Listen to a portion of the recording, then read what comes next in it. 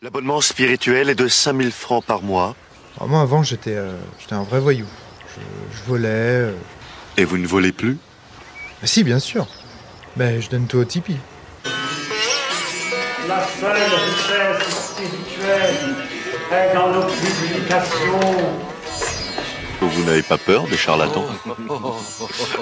Ça arrive. Bien sûr, Il y en a. ça existe.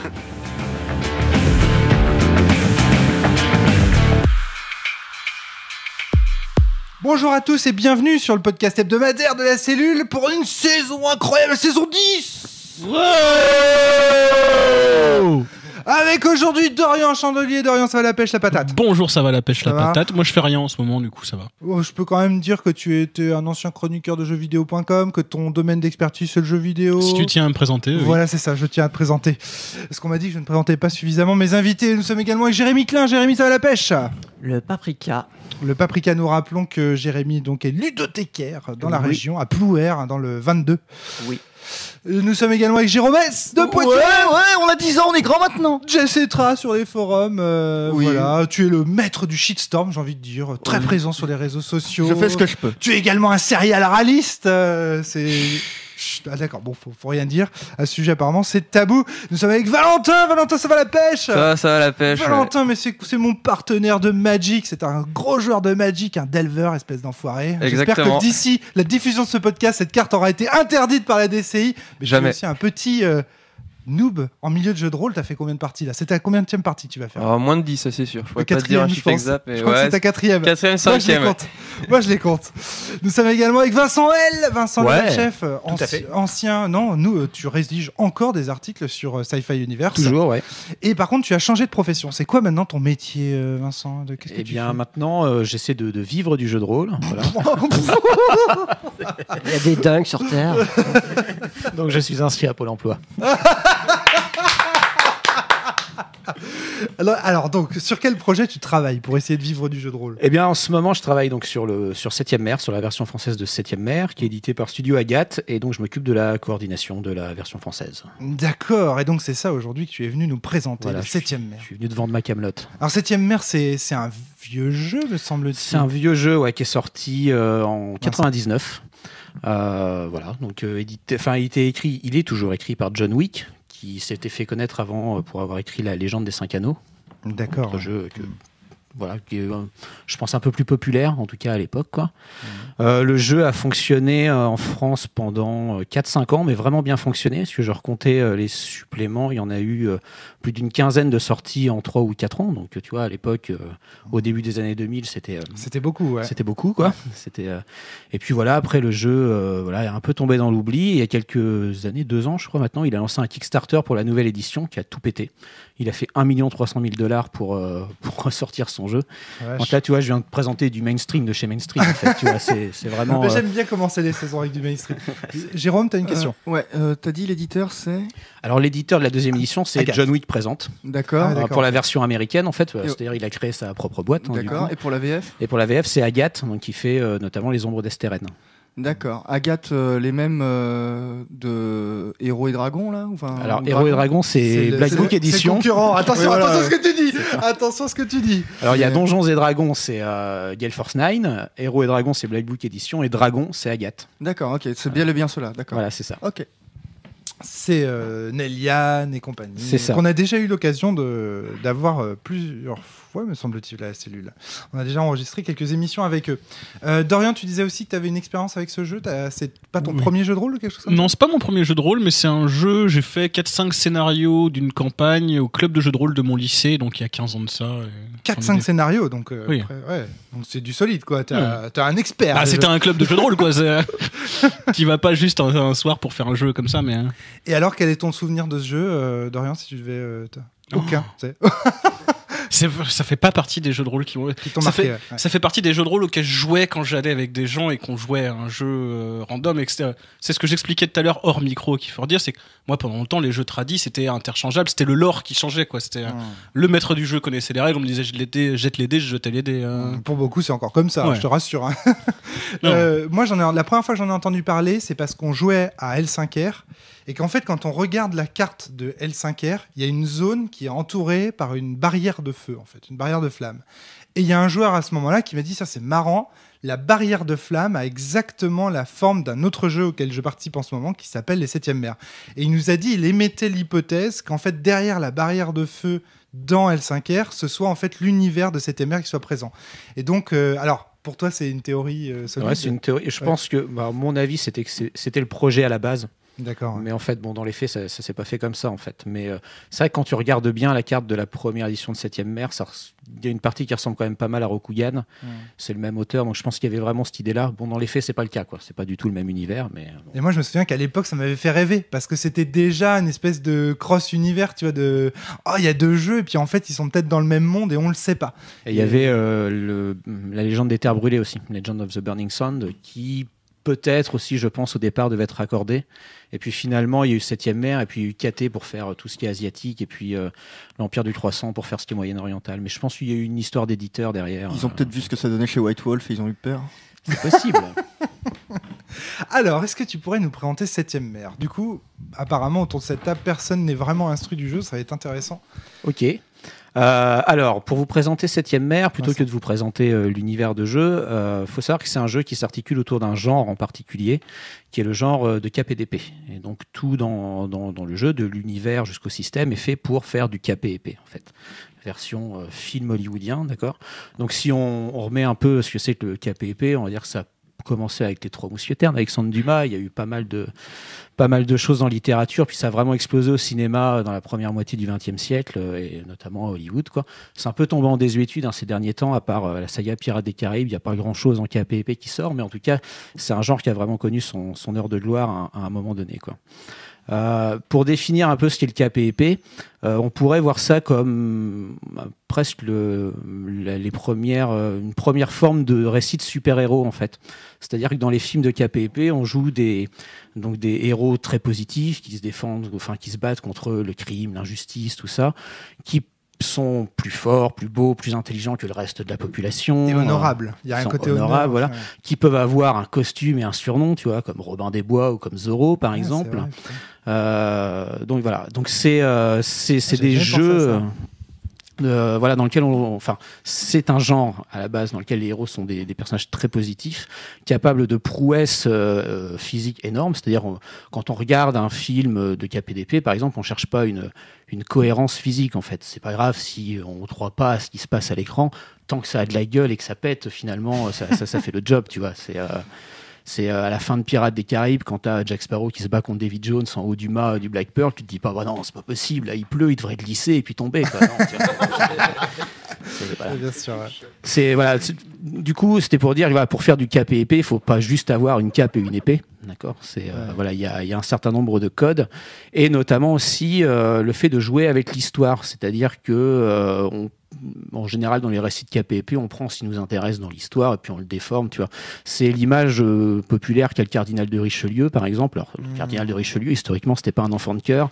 C'était pas non plus, je pense, cette espèce de créature démoniaque, tu vois, qui était prêt à tout pour s'enrichir, couler le royaume de France, tu vois, se vautrer dans le stupre et la luxure tout le temps. Mais finalement, c'est un peu l'image qu'en a tout le monde parce que c'est ce qui est véhiculé par les 3 mousquetaires. Mais c'est pas grave, c'est plutôt cool. Et puis bah voilà.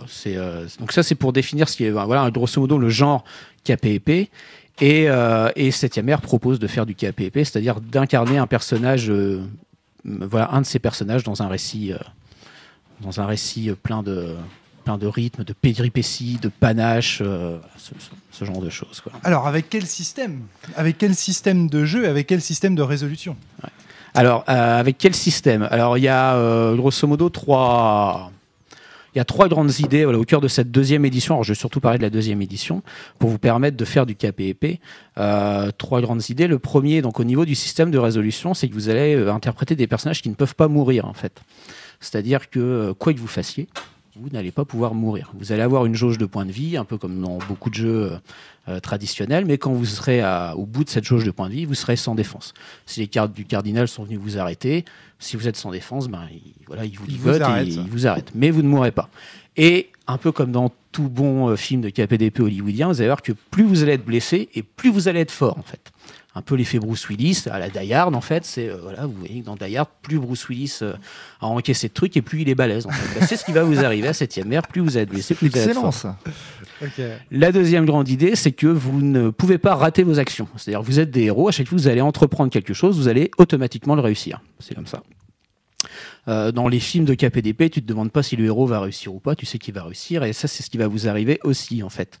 Donc on reste dans un jeu traditionnel, vous avez des caractéristiques, des compétences, mais ce qui va faire la différence, on va dire, c'est le temps qu'il va vous falloir pour faire cette action.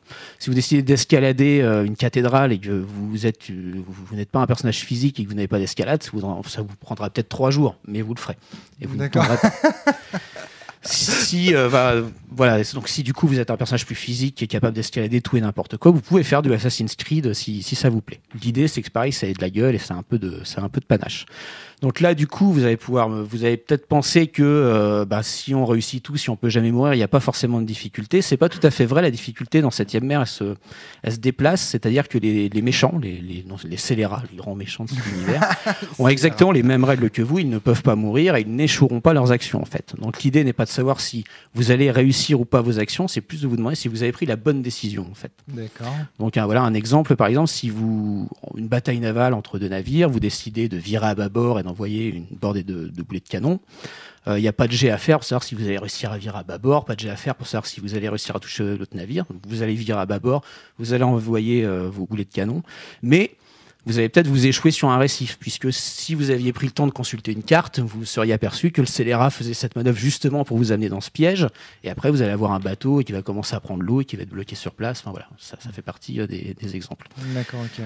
C'est la difficulté du jeu, elle se trouve là, il faut prendre la bonne décision. Donc on réussit les actions, mais les conséquences peuvent être fâcheuses. Et voilà, si tu as pris la mauvaise décision, tu vas réussir ta mauvaise décision, quoi. Tu vois un peu. Oui, d'accord, ok. Voilà. Très bien.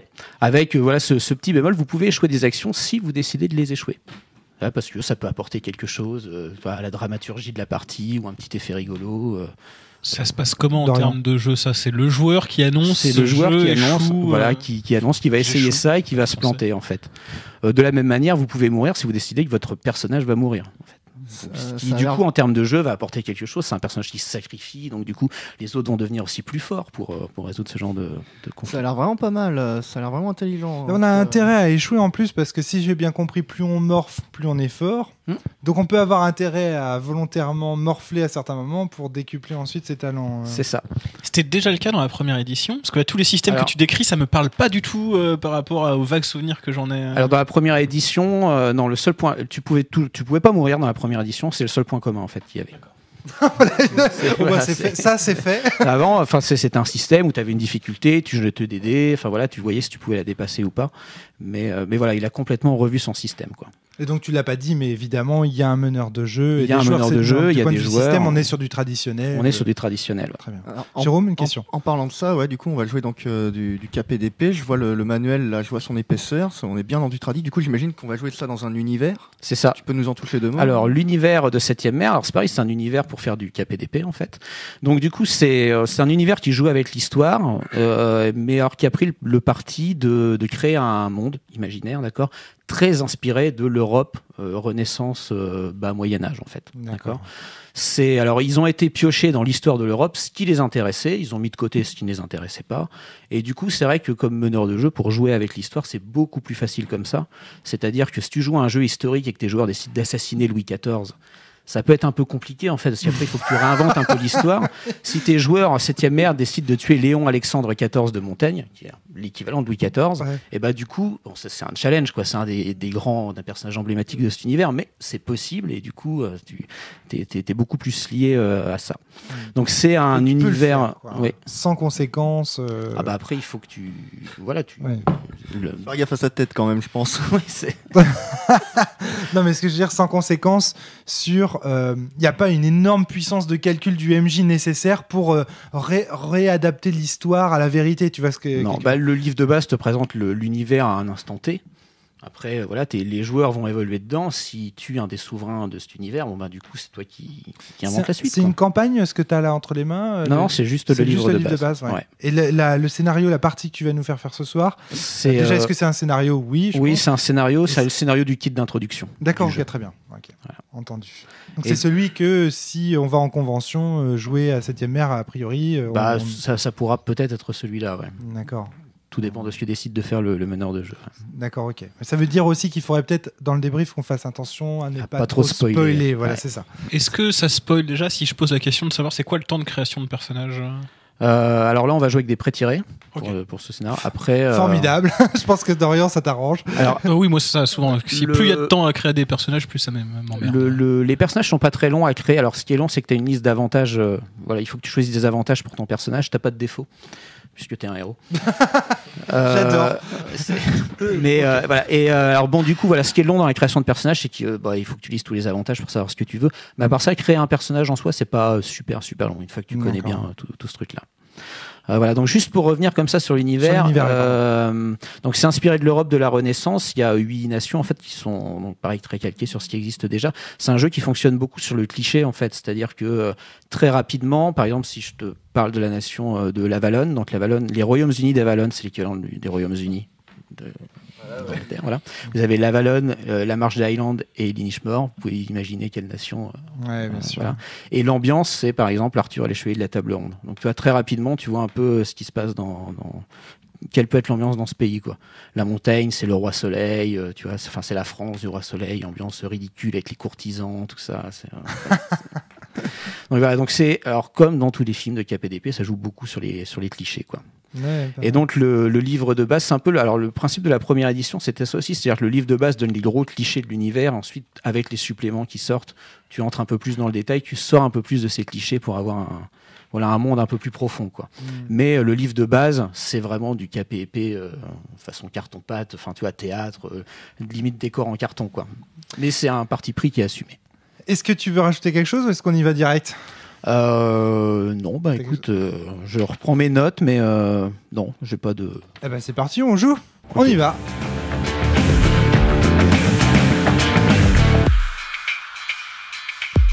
Voilà, alors fin de la partie de 7ème mer. Vincent, je me retourne immédiatement vers toi. J'ai une petite question à te poser.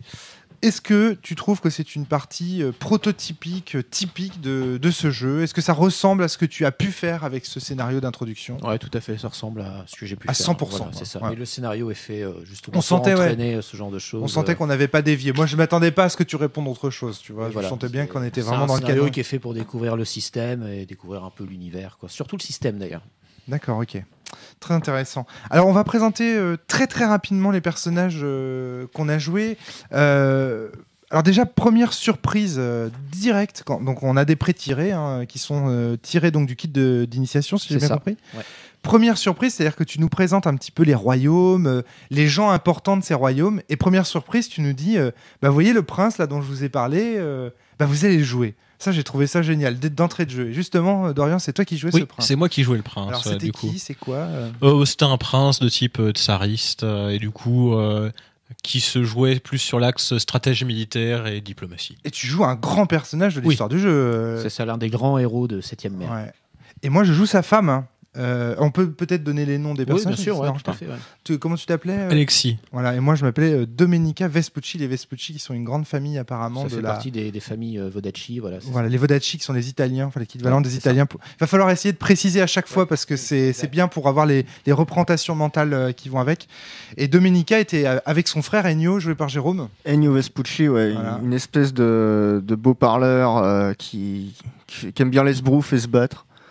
Un peu une espèce de Bryn Martel, même si j'ai plus joué bourrin que ça. Mais bon. Et tu es mon garde du corps. Moi, je incarne aussi un personnage assez important parce que je suis la future femme d'Alexis, donc le personnage de Dorian. Et je suis également alors comment on appelle, tisseuse du destin. Moi, Une je les appelle, sorcière de la destinée. une sorcière de la destinée, c'est-à-dire ces magiciennes qui utilisent en fait, Qui voit les fils du qui voient destin. les fils du destin, qui peuvent les manipuler, influencer. Ça, je trouve ça extrêmement classe. Vraiment, c'était super agréable de jouer ce personnage. Jérémy. Je jouais Azucena, qui était la garde du corps du prince. une fille qui est plutôt capable de bien se débrouiller à l'arme blanche, et donc j'étais là vraiment pour sauver la vie de l'avenir du prince. Ouais. On verra que les enjeux étaient importants. Valentin, tu jouais. Alors, un Roberto prêtre. Gallo, le prêtre capitaine de vaisseau. Ça, c'était original comme personnage. Je crois. Un prêtre capitaine de vaisseau. Ouais, bah, la religion est très importante dans le jeu, en fait. D'accord. Donc, ouais. voilà, Vincent. ça permettait aussi de commencer à introduire cette notion. Un D'accord. scénario d'introduction. Quoi. Alors, le pitch du scénario, Vincent, est connu. Est-ce qu'on peut le spoiler? Qu'est-ce qu'on peut dire? Qu'est-ce qu'on peut pas dire? Est-ce qu'on peut pitcher quand même un peu ce qu'on a fait? On peut, Ou ça te ouais, dérange déjà? On peut rapidement pitcher ce qu'on a fait. Ouais. Je tente, puis tu m'arrêtes si je dis des choses que je Ça devrais marche. pas dire. En gros, on joue dans un royaume qui va bientôt devenir une démocratie. C'est ça. Car le roi de la Confédération, C'est la fédération sarmacienne. voilà, de la Fédération sarmacienne, a trouvé, grâce à son fils Alexis, une faille dans la Constitution qui permet en fait au roi d'anoblir quiconque, qui il veut, et il va décider d'anoblir la totalité de sa population, faisant ainsi, puisque ce sont les nobles qui dirigent dans cette fédération en règle générale, faisant ainsi de la population tout entière les directeurs, les dirigeants en fait de la nation. Et ce faisant, il va faire une démocratie directe. Donc ça, c'est très intéressant du point de vue du pitch. Problème, bien sûr, les anciens nobles qui occupent aujourd'hui la place du Sénat n'ont absolument pas envie que ce texte de loi soit appliqué. Et donc, ils vont tout faire pour empêcher le prince Alexis et son père, le roi, Stanislavo ou un truc comme ça. Stanisvao. Voilà. Stanisvao, de leur faire perdre leur pouvoir, de les faire chuter en anoblissant. C'est-à-dire, j'avais un peu l'impression de ce pitch, tu sais, un peu comme dans les Indestructibles. Lorsque tout le monde sera super, plus personne ne le sera. Là, c'est lorsque tout le monde sera noble, plus personne ne le sera, et surtout pas les 13 nobles qui sont au pouvoir à ce moment-là. Donc, ils ont très très peur de perdre leur pouvoir. Et nous, on joue au cœur du truc. Ça, je kiffe, quoi. C'est-à-dire, enfin, un jeu où on ne présente pas un univers de rois, de princesses, etc., et où tu joues le paysan ou le comptable du fin fond du trou du cul du village, de machin. Là, on est vraiment dans l'action, quoi. Et puis c'est mis dans donc le scénario du kit d'initiation de C'est ce ça, jeu. ouais. Donc c'est vraiment indiqué. C'est comme si un Star Wars te filait un scénario d'initiation où tu joues Luke Skywalker direct. Et c'est ça. C'est formidable. Hein. Enfin, ça, j'ai trouvé que c'était un gros point positif dès le début du jeu. Moi, j'étais vraiment impressionné par ça. Je m'attendais pas. Tu du tout joues à un ça. héros. Ah oui, pour le coup, vraiment. Ouais, après, moi, c'est vrai que c'était comme ça qu'on nous avait vendu le jeu aussi. Ah, et juste. le fait d'avoir peut-être déjà fait une partie de la première édition, ça m'avait peut-être préparé aussi à ça, mais ça n'a pas été un choc esthétique comme ça d'être l'air de Bah, écoute, l'être pour Dorian, toi. on a tellement l'habitude de voir des jeux qui nous présentent des gens fantastiques et qui nous disent vous serez leur larbin. Enfin, voilà, c'est très très souvent que ça arrive quand même. Vous avez été agréablement surpris par les personnages après dans leur prise en main. Vous avez apprécié jouer ces persos.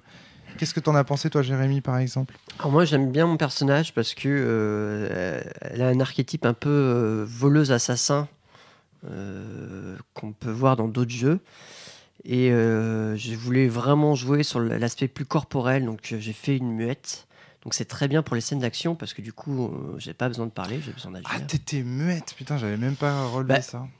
J'ai essayé C'est d'être parti dans le le plus canon muet esthétique possible. Zorro. Je viens juste de citer maintenant que tu me parlais juste par geste. Mais en fait, je faisais le maximum Moi de aussi. gestes. Mais c'est vrai que du coup, il y a je vais en dire la deuxième acte de l'histoire où là, j'ai parlé parce que sinon, j'aurais vraiment rien dit pendant tout le deuxième acte.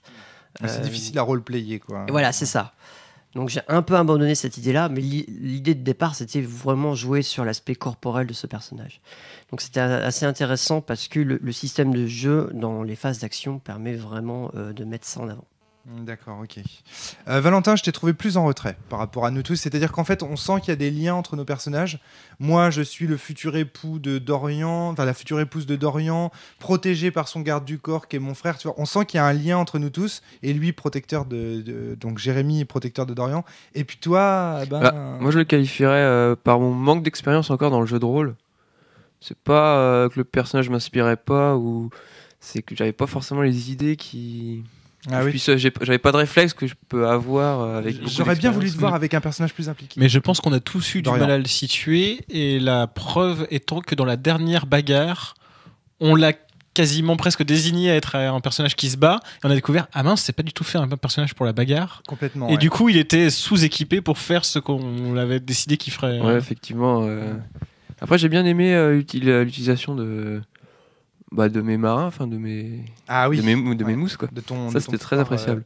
Après, c'est le truc de Vincent. Roberto, en fait. Donc, c'est un capitaine de vaisseau, en fait, capitaine de bateau. Et donc, dans les décisions que vous avez prises au cours de ce scénario, vous n'avez pas utilisé le bateau. En fait, vous n'avez pas voyagé.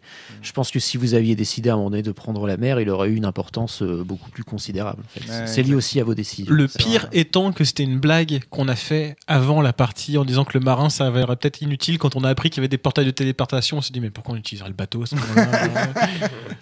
C'est clair. Mais en même temps, on s'est quand même servi de ses caractéristiques sociales de commandant. Et de prêtre. Il a fait un prêche en Ouais. faveur du partage des pouvoirs. Voilà, on s'est servi de son éloquence pour répandre au moins une rumeur, etc. Mais par contre, moi, quand on me parle capitaine de navire, si tu veux, Vincent, j'imagine tout de suite le mec qui sait se battre quand même, parce que pour tenir des hommes, on imagine le bretteur, tu vois. Enfin, je sais pas pourquoi ça. Ou alors que c'est plus celui qui va. Alors que c'est un érudit. C'est un érudit. Et puis, oui, c'est un érudit. C'est un navigateur. C'est quelqu'un. Moi, j'ai tout de suite pensé aux pirates aussi, comme Romaric. Ouais. C'est pour ça qu'on l'a assigné au combat à la fin. Ouais, bah alors c'est l'idée aussi, c'est que les capitaines de vaisseau ne sont pas tous des hommes d'action. En fait, tu as des stratèges militaires, des stratèges navaux. On a compris ça après. Après, sur le manque d'implication, il y a une perche qu'on a peut-être manqué de saisir maintenant que j'y repense. Il me semble que mon perso Roberto Ouais. était censé être pote, c'est ça? Ami d'enfance, ouais. Ouais, ami d'enfance. Et ouais, tu l'as dit dans le briefing, et c'est que maintenant que j'y repense, tu vois, maintenant qu'on. Ça n'a qu'on pas du tout ça. joué sur notre Ouais, partie. et on aurait. Enfin, ouais, on a zappé ça, et c'est peut-être ça aussi qui a fait que. Voilà. Déjà, tu vois, ça c'est intéressant. Il y a des liens entre nos personnages. Nos personnages sont déjà une équipe, alors qu'on se rencontre pour la première fois, la plupart d'entre nous. Puisque moi, je débarque, le début du scénario, c'est moi qui débarque, et je te rencontre, Dorian, je rencontre mon futur époux pour la première fois. Alors certes, on a communiqué par courrier, mais on se rencontre direct. Et on est pris dans un tourment. Chaque personnage est lié à un autre, d'ailleurs. Ouais, exactement. Et ça marche très bien, tu vois. Les communications entre les persos se font bien, ça fait équipe tout de suite. En cela, ça m'a beaucoup fait penser à Lady Blackbird, dans la structure, et même dans la façon dont le scénario se déploie. On est dans des situations immédiates, on prend pas 36 000 piges à réfléchir, ça commence direct, les persos sont impliqués, il y a un vrai impact dès le départ. Tu voulais ajouter quelque chose, Jérémy? Oui, je voulais savoir, Vincent, si Roberto est un personnage. En fait, on était 5 à table. Oui, on était 5 joueurs. Est-ce que du coup, c'était le 5e personnage proposé dans... Oui, c'est les 5 personnages. Oui, mais est-ce que c'est le 5e? La question, c'est est-ce que c'est le Est-ce qu'on est obligé de jouer à 5 à ce scénario-là? Non, on peut jouer à. On pourrait 3, jouer à 4 et c'est voilà, Roberto c'est qui ça. saute? Non, en général, forcément. je laisse toujours le choix. J'ai fait des parties où personne ne voulait jouer le prince Alexis parce que souvent ça impressionne de jouer le prince Alexis. Donc il y a beaucoup de joueurs qui disent personne non. n'était chaud au départ. Personne n'était chaud. Hein. Après voilà, moi j'essaie d'inciter à le prendre parce que sinon c'est à dire que moi en tant que meneur de jeu j'interprète le prince Alexis, donc du coup j'interprète celui qui va vous donner des ordres. Donc c'est un peu, je trouve l'expérience de jeu moins intéressante. Mais c'est vrai que j'ai fait jouer à des tables où personne ne veut le prince Alexis. Du coup voilà, c'est. Je laisse c'est le vraiment choix, dommage quoi. parce qu'on passe à côté de beaucoup de choses. Quand Comme même. des fois, cette personne ne veut jouer la sorcière de la destinée parce que bon, c'est une magie un peu compliquée. Enfin, tu vois, c'est pas. Alors, c'est vrai que c'est un peu complexe. Ça, j'avoue que c'est un des problèmes moi, de prise en main de mon personnage. J'ai quasiment passé un quart d'heure, 20 minutes, alors que vous attendiez à côté pour prendre le temps de lire. T'as combien de pages par rapport à nous? Ouais, moi j'ai une page de feuille de perso, toi t'en as 5 je crois. Non, j'en ai 3. que 3. 3. Non, faut pas exagérer. 4 Mais- du coup avec la mais- feuille de perso elle-même. Mais ça fait non, 2 en plus de. Non, mais par contre, c'est technique ce que j'ai en plus. C'est-à-dire, c'est vraiment et en plus, c'est exposé bizarrement. C'est-à-dire que il y a des choses sur la manière dont la magie est exposée sur les. On commence par les inconvénients en fait, avant d'avoir les avantages. Et parfois, c'est pas très clair ce qu'on peut faire avec ces inconvénients-là. Donc ça, C'est les pages qui sont tirées du kit d'introduction. Donc après, tu as une contrainte de place en fait qui fait que Voilà. Ceci dit, les c'est clair, informations ont été organisées comme ça. Dans le livre de base, c'est beaucoup plus détaillé. Puis c'est vrai que quand tu crées ton personnage, ça permet aussi au meneur de jeu de t'expliquer en même temps que la création Bien ce sûr. que tu peux faire. Ouais, bien sûr. Après, j'avoue qu'on rechignait à prendre le prince Alexis, mais quand j'ai eu la feuille de personnage sous les yeux, le premier truc que je me suis dit, c'est tiens, ce serait un jeu sur PC. C'est le genre de personnage que j'aurais créé. Et ouais. Tu l'as joué un petit peu, un peu cynique, un peu parfois un peu retors, je sais pas comment dire, froid, pragmatique, voilà. Il est pragmatique, hein, c'est un chef militaire. Ah, tu l'as très bien joué. On aurait pu imaginer, tu vois, qu'il soit plus aimant, plus amant. C'est quand même quelqu'un qui favorise aussi la démocratie, qui a des idées. Alors qu'en fait, il l'a joué assez autoritaire au final, Dorian, j'ai trouvé sur certains points. On peut être autoritaire et démocrate. Ouais. Il y en a que ça dérange pas. Il y avait de bonnes idées en tout cas. Jérôme. Moi, Romaric, comme toi, j'ai eu. Moi, j'avais une deuxième page, moi aussi. Parce qu'en tant que dueliste, du coup, j'avais des avantages assez badass. Mais du coup, de combat. En combat. Et par contre, tu arrives et on te file tout un tas de manœuvres, donc taillade, parade, feinte, fente, frappe, riposte. Et chacune, on peut pas employer 2 fois la même d'affilée. Et chacune a des effets différents, donc ça peut permettre d'encaisser un certain nombre de coups et d'en coller à l'autre si jamais il vient nous frapper. Mais si jamais c'est une frappe, c'est-à-dire qu'on peut par exemple aussi frapper avec le pommeau ou avec le poing pour cette fois-ci déstabiliser l'ennemi et lui faire perdre des dégâts sur la prochaine action qu'il fera. Enfin, il y a plein de choses comme ça qui font que c'est assez tactique et passer le premier ou deuxième round, moi, ça a très bien tourné. Ça. Alors ça, c'est une réflexion globale que j'ai envie de faire sur le jeu. On va commencer les hostilités de ce podcast.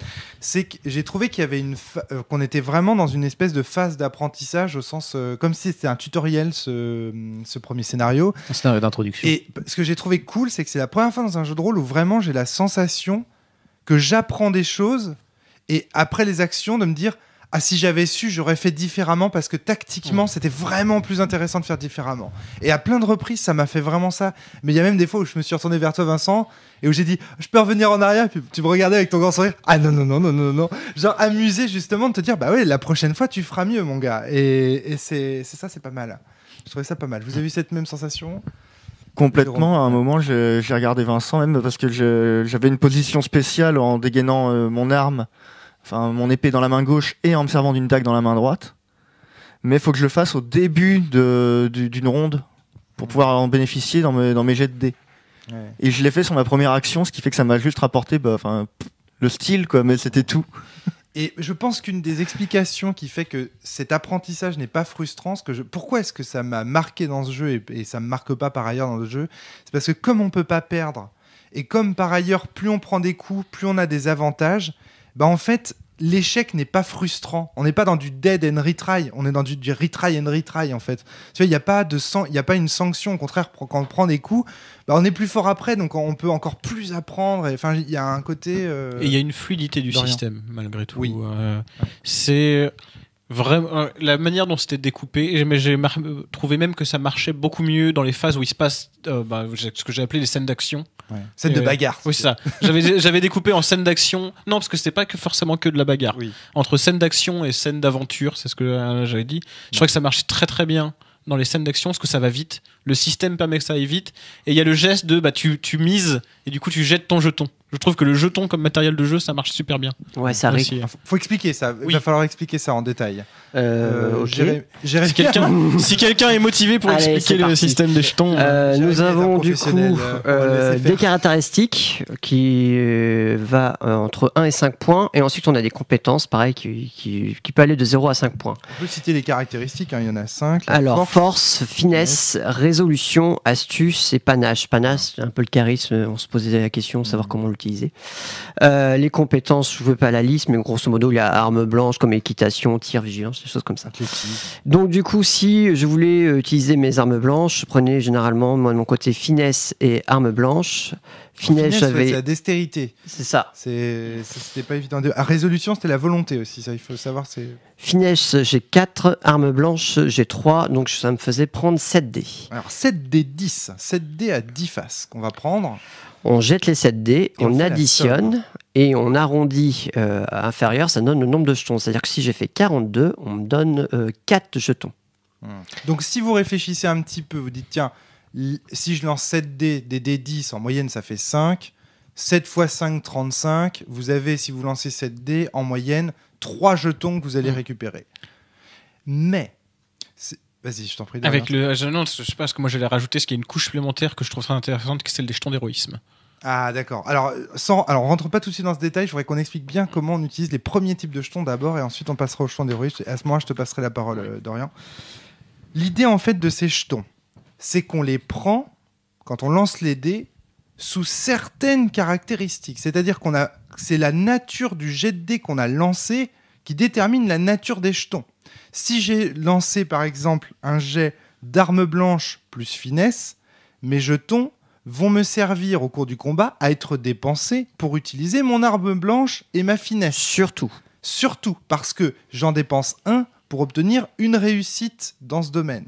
Si je veux faire autre chose, par exemple, donc là j'ai pris comme exemple finesse plus arme blanche, donc si je veux faire autre chose, parler, persuader, etc., je vais devoir dépenser 2 jetons pour réussir une action.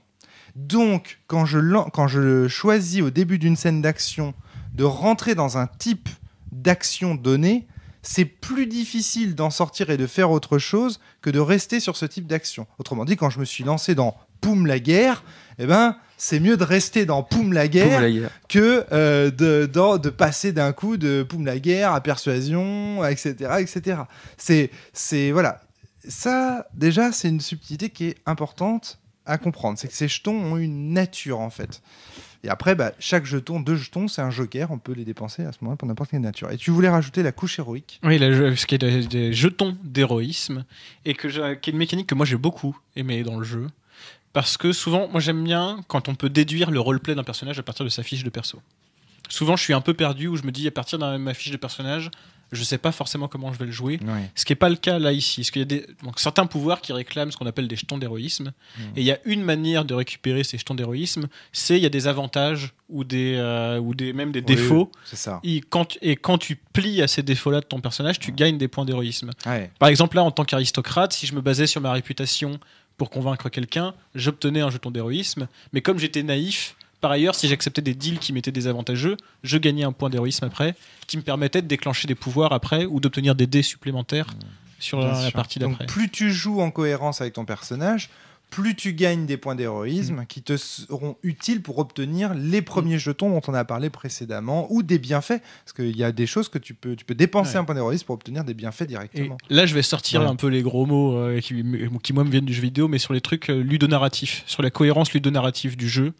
Il y a un truc que je trouve génial, c'est que le maître du jeu, par ailleurs, obtient des pions de danger aussi. Et souvent, au prix on peut avoir un pion d'héroïsme et le maître du jeu a un pion de danger, qui est l'équivalent pour les antagonistes du jeu, qui sont les scélérats, grosso modo. Qui est l'équivalent, donc les actions réussies pour des scélérats. C'est ça. Ouais. Et ce qui est cool aussi, c'est que Valentin. Comme on connaissait pas bien, quand ils nous en proposaient, on se méfiait et au final, on aurait dû accepter. C'est intéressant. Ouais, c'est un système de corruption. C'est-à-dire, c'est comme si on faisait un pacte avec le diable, c'est-à-dire. Il le jouait un peu comme ça, d'ailleurs. Alors voilà, Vincent. c'est ça. C'est plus Vincent qui le jouait comme ça. Je pense que ça peut être aussi très calculatoire.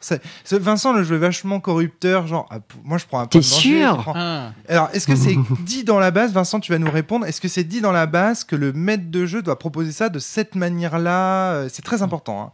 Est-ce que oui ou non c'est dit ou pas, ou est-ce que non, c'est un move en fait naturel que les joueurs peuvent faire? Non, c'est la mécanique est donnée dans les règles, mais de manière relativement neutre, quoi. Donc ça veut dire que c'est un move. Après, dans les conseils OMJ qui sont en fin de bouquin, ils conseillent quand même de la jouer un peu dans ta voilà. Ouais. Et du coup, je finis sur ce que je disais sur la cohérence ludonarrative. C'est le fait que toutes les vocabulaires du jeu, c'est-à-dire que quand on constitue son pool de jetons, c'est la prise de risque. Après, on mise avec des jetons comme sur un jeu d'argent.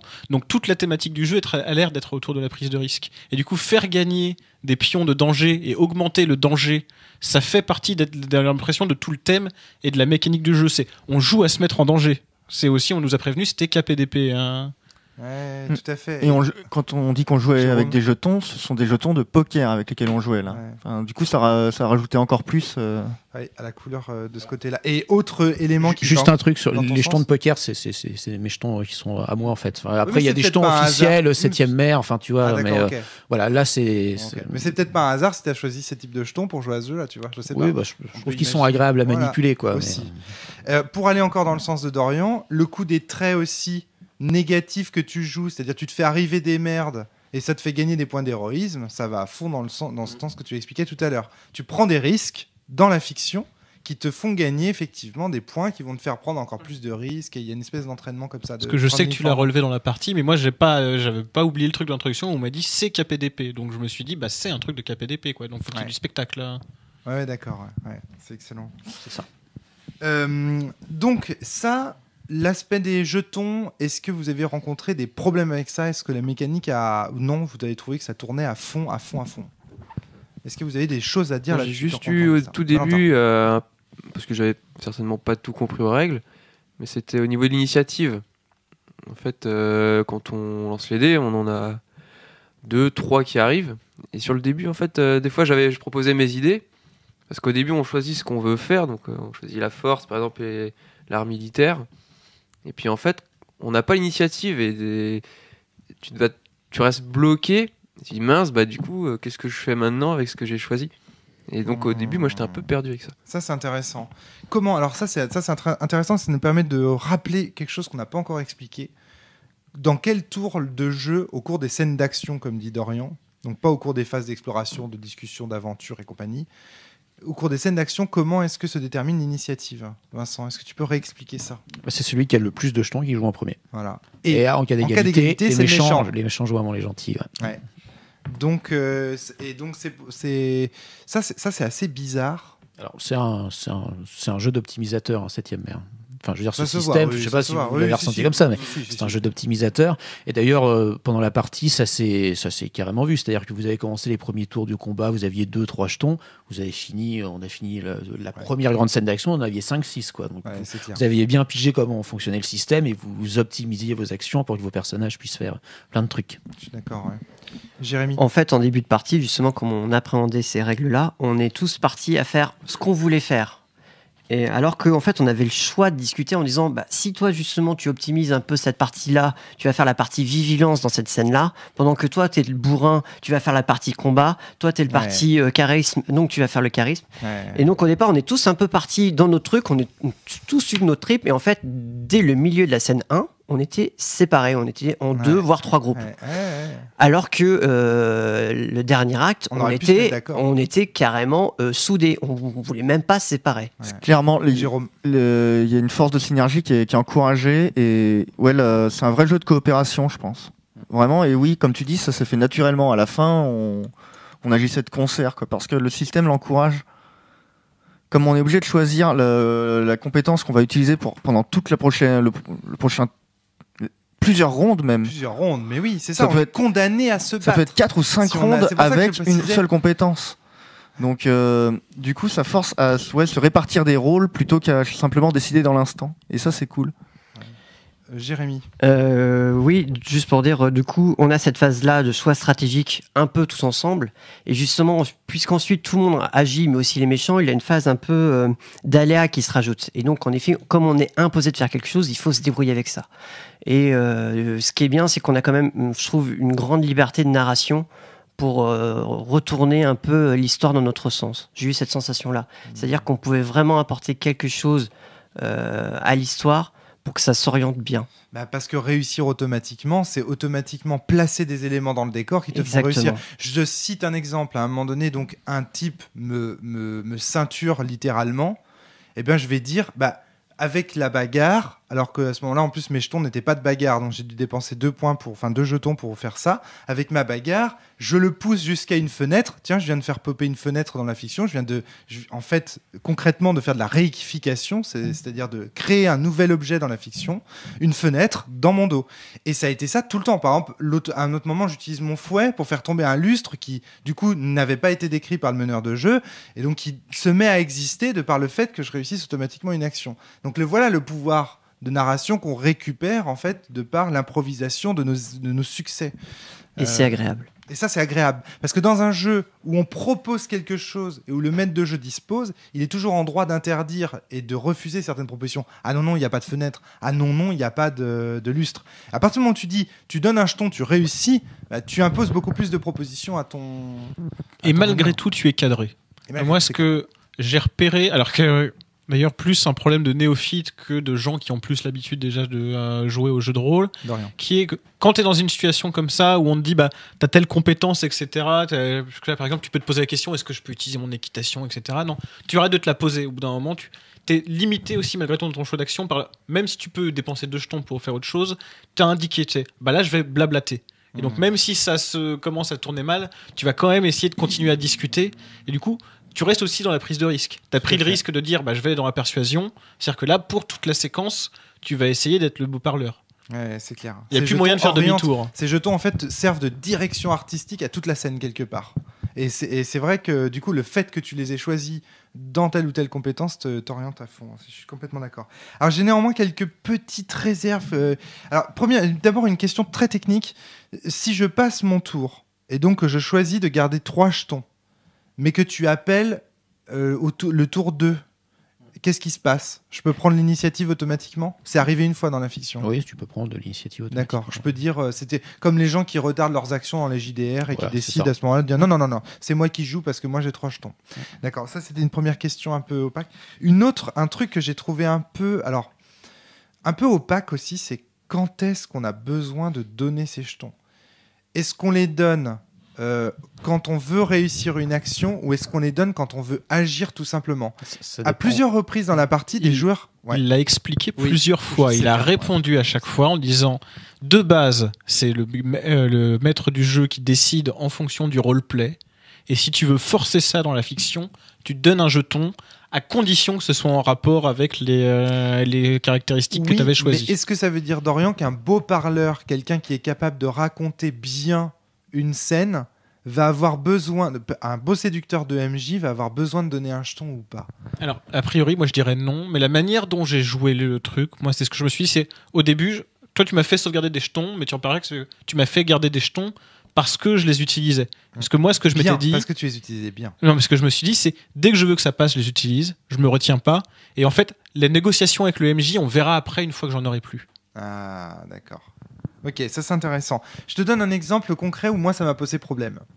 On est dans une scène d'action. Je me fais planter une dague dans le dos. Je tombe au sol. Un ennemi derrière moi. Je te dis, je me relève. Je te tends 2 jetons. Ah, tu me dis, non, Romaric, t'as pas besoin, te relever c'est gratuit. Après je te dis, mais et la dague elle est plantée dans mon dos, il faut que je l'enlève. Ah non mais c'est gratuit. Là, pourquoi ces actions sont gratuites ? Alors que franchement, c'est des actions difficiles. Tu viens de te faire planter une dague dans le dos, t'es tombé par terre, la dague est dans le dos, tu la retires et tu me dis non, ça ne nécessite pas de jetons. Attends, il y a des MJ sadiques ou on va dire plus difficiles, plus exigeants, qui feront retirer des jetons. Et du coup, je pense que dans ce jeu, il y a un petit potentiel à quelle est la part d'acceptabilité du meneur. Tu vois, jusqu'où est-ce qu'il est prêt à... Vincent ? Alors, alors, de base, vous êtes dans un film de KPDP, donc, enfin dans un jeu de KPDP, donc vous jouez des héros si tu veux. On t'a planté une dague dans le dos, mais, enfin, ça pique. Ça pique. Voilà, ça pique. Enfin, tu vois, t'es pas dans un jeu comme l'Appel de Cthulhu où on t'a planté une dague dans le dos, t'es à l'article de la mort, quoi. Là, bon, voilà, c'est vrai, et ça ne fait que piquer d'ailleurs. Concrètement, concrètement, on a beaucoup de points de vie et franchement, pour mourir. À un moment donné, on avait un personnage qui avait une dague dans le dos. Oui, on peut pas mourir, mais je veux dire, même les méchants, c'était dur, quoi. Il avait une dague dans le dos. Il avait une épée dans le dos, une dague dans le cœur. Il s'était pris plusieurs coups de poing. Ouais, il s'était pris des coups de poing, ouais.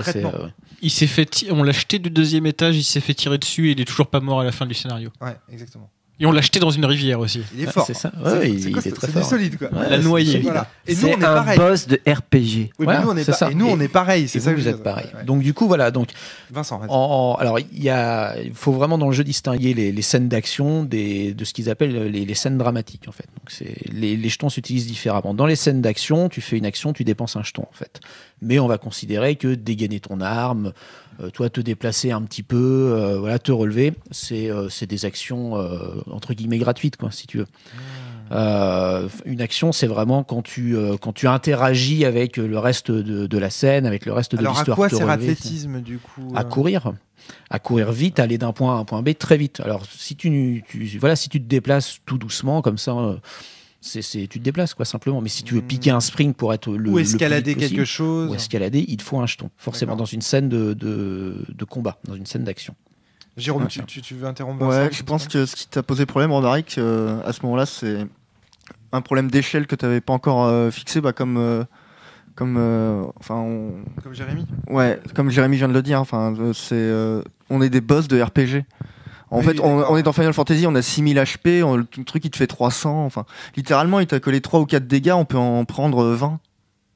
Donc, pour moi, en fait, c'était évident que c'était gratuit, tu vois, d'enlever la dague. Mais après. J'ai d'autres exemples. Hein. J'ai d'autres exemples, des exemples aussi de rôle, par exemple.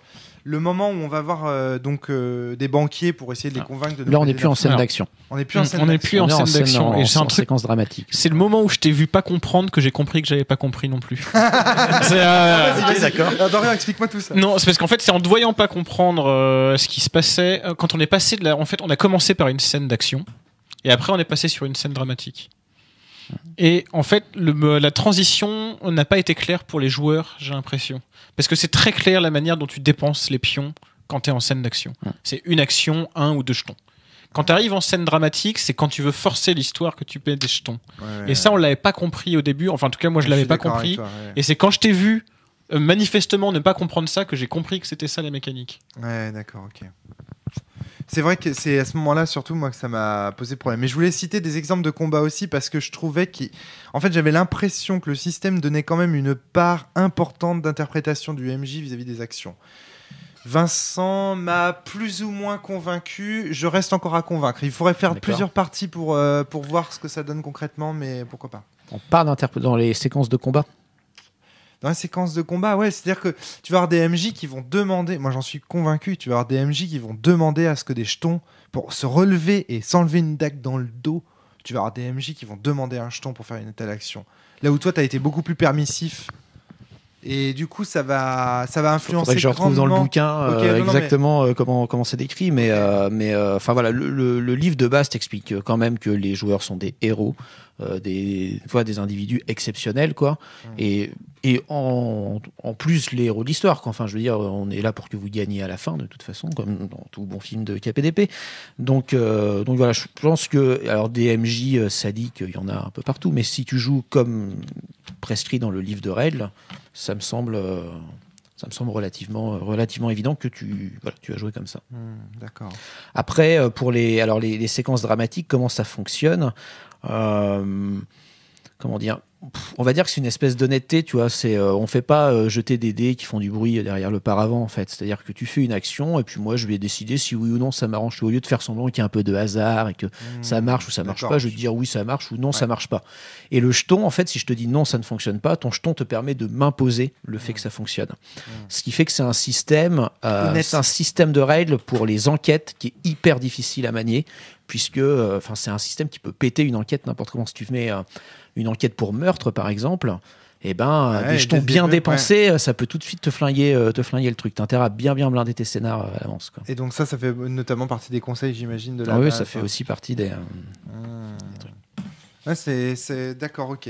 Donc tu vois, là ça c'est une difficulté que j'avais pas. Ouais, alors là dans ce scénario, ça n'y était pas, quoi. Mais voilà, mais il faut quand même c'est par rapport à la manière de jouer sur des jeux de rôle traditionnels comme ça où tu as un MJ tout puissant. 7ème mer, c'est un jeu dans lequel les joueurs t'imposent des trucs, quoi. Dans lequel les joueurs peuvent te baiser. C'est un putain de jeu stratégique, 7ème mer. Tu vois, moi j'ai lu pas mal d'articles qui disent que c'est un jeu très narratif et tout. C'est pas vrai, c'est un jeu ludiste qui est complètement basé sur la tactique, l'optimisation des personnages, la coopération et globalement comment baiser le MJ, quoi. Ça fait partie du truc. Je suis d'accord. Jérémy, tu voulais ajouter quelque chose ? Oui, par rapport au choix d'action, on a oublié de dire un petit truc, mais qui joue aussi sur la mécanique. C'est que quand on utilise pour la première fois une compétence dans une scène, on a un dé supplémentaire, ce qui nous pousse aussi, si on doit avoir plusieurs rounds de jet de jetons, d'essayer aussi de varier. C'est un petit détail, mais je trouve ça quand même intéressant de dire on va pas toujours jouer sur la même mécanique en disant je suis l'archer, donc j'ai toujours utilisé finesse et puis tir à l'arc, quoi, par exemple. Oui, tout à fait. Un truc aussi de coopération qu'on n'a pas utilisé, c'est le coût des points d'héroïsme. Quand tu le dépenses pour toi-même, ça te donne un dé supplémentaire. Quand tu le dépenses pour un autre, ça te J'en donne ai utilisé une fois pour mon prince, justement. Ah, t'as utilisé. Quand je tire, justement, la fameuse première scène où on s'est divisé, et que je suis revenu, parce que je suis quand même le garde du corps, j'ai utilisé camaraderie qui m'a permis de donner un bonus à mon prince en utilisant un jeton d'héroïsme. Et en effet, c'est bien utile parce que c'est 4 dés dans l'affaire. Ouais, c'est Et énorme. donc, du coup, c'est potentiellement 2 jetons supplémentaires. Et effectivement, comme on est sur des trucs très mécaniques, c'est vrai que nos persos sont spécialisés, mais il y a quand même une certaine versatilité, vu que, quoi qu'il arrive, en cumulant ta caractéristique et ta compétence, c'est 10 le maximum, mais te retrouver à acheter 4 ou 5 dés, quelles que soient les combinaisons que tu fais, c'est très facile de Exactement, passer à autre chose. ouais. Moi, ce que j'ai trouvé dans ce jeu, c'est il n'y a pas d'arbitraire. Et moi, c'est ce que je trouve dans beaucoup de jeux de rôle traditionnels. Pour moi, le principal défaut, c'est pas le dirigisme du jeu de rôle traditionnel. C'est pas le dirigisme le principal défaut. C'est l'arbitraire. C'est-à-dire qu'en fait, que ce soit les réussites ou les échecs sur un mauvais jet de dés ou un bon jet de dés, ça peut passer comme ça peut pas passer. C'est complètement arbitraire, souvent injustifié fictionnellement. Que ce soit par rapport à quand on fait les jets de dés ou quand on les fait pas, c'est le maître de jeu qui décide, c'est arbitraire. Tout est un peu arbitraire dans le jeu de rôle traditionnel. Et là, je trouve que le jeu réussit à réguler en fait de façon à donner des règles qui empêchent l'arbitraire. Les choses sont très bien réglées, on sait ce qu'on peut faire, on sait ce qu'on peut pas faire.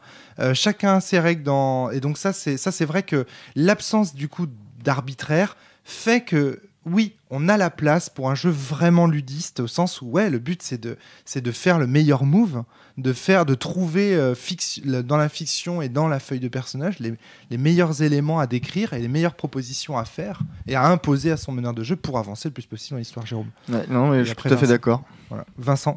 Oui, voilà, j'ai juste relu dans le livre de base par rapport à ce que tu me disais là sur l'arbitraire en fait. Donc il est bien dit que voilà, tu utilises tes mises pour des actions dangereuses ou cruciales. Donc c'est-à-dire que bon, alors après tu vas me dire qu'il y a peut-être de l'arbitraire. J'ai estimé que te relever c'était ni dangereux ni crucial en fait et que du coup voilà. Oui, mais tu vois, je suis quand même obligé d'aller chercher un problème de fond de tiroir pour retrouver l'arbitraire du jeu de rôle traditionnel. Et je dis bien c'est un problème de fond de tiroir parce que globalement ce jeu réussit à solutionner, enfin à résoudre le problème de l'arbitraire dans le jeu de rôle traditionnel. Et en ce sens-là, à mon avis, qu'il est moderne. Tu vois, c'est un jeu traditionnel moderne, comme on en parlait pour Shan Renaissance. Et un autre jeu auquel il m'a beaucoup pensé aussi, auquel je n'ai cessé de penser au cours de cette partie, et qui est très méconnu encore, et qui pourtant mérite le détour, c'est Terre suspendue de Julien Guibert. Toi, t'étais là quand on a fait le test. Oui, je voulais l'évoquer d'ailleurs tout à l'heure. Ça m'a fait penser aussi un peu à Terre suspendue dans la même idée d'appréhender les règles. C'est-à-dire qu'au départ, on était aussi un petit peu perdu et très vite, on apprend à être ensemble en utilisant des. Alors, c'était pas des jetons, mais dans le même Si, principe. c'était des jetons dans le Terre suspendue. On dépense des jetons de couleur. Ouais, c'était des billes d'eau qu'on a eu. ouais. Mais oui, effectivement, c'est la même chose. Ouais. Et ouais, exactement, ça a carrément fait penser à ce jeu-là. Et je trouve, mais après bon, alors justement au sortir de cette partie, j'ai une petite préférence encore pour Terre suspendue, voire un élément de liberté que je ne retrouve pas dans ce jeu-là, mais j'imagine qu'il y a des tas d'autres libertés que je n'ai pas encore explorées évidemment dans ce jeu. Mais l'élément de liberté que j'ai bien aimé dans Terre suspendue, c'est qu'on commence tout de suite avec tout un tas de jetons d'action possibles et que du coup on est plus libre sur le changement de pied. C'est-à-dire en fait, si tu veux, Vincent, je te vois faire la mouche, je vais être plus clair. Je trouve que dans ce jeu, le défaut, c'est la qualité que soulignait Dorian, c'est-à-dire cette direction artistique imposée au départ. On doit, avant que l'action n'ait lieu, on doit d'abord tous se mettre d'accord sur les rôles de chacun. Et tu vois très vite c'est un problème qu'on a très vite surmonté. Parce que là, quand tu dis quand tu dis on a peu de jetons au début, je sais pas combien tu commences de jetons avec Terre suspendue, mais là on commençait avec peu de jetons au début, parce qu'on n'avait pas encore pensé à optimiser nos actions. Alors voilà. Dès qu'on a été dans des logiques ludistes, tout de suite on a eu plein de jetons. C'est vrai. Ce que je veux dire par là, c'est que le choix du type de jeton que tu prends dans 7ème mer est fait a priori, c'est-à-dire avant l'action.